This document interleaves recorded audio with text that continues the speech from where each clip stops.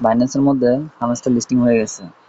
তো আপনাদের যাদের বাইন্যান্স অ্যাকাউন্ট নাই তারা বাইন্যান্স অ্যাকাউন্ট খুলে নেবেন, আর যাদের আছে তারা এখান থেকে এখানে চলে আসবেন, ওয়ালেটে চলে আসবেন।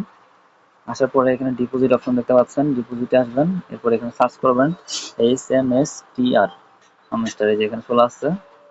এরপর নিচে টোন এটা সেট করবেন, টোন নেটওয়ার্ক, এখানে ওকে দিবেন। তারপরে এই যে দুটোটা কপি করবেন, উপরটা এই যে মেমো, মেমো সহ দুটোটাই কপি করবেন। এখানে কপি করার পর আপনি সরাসরি চলে যাবেন হামস্টারে। হামস্টারে এখানে নিচে এই যে ইয়েটা দেওয়া, এয়ারড্রপ দেওয়া আছে যে এখানে যাবেন। এখানে আসার পরে বাইন্যান্সে যাবেন।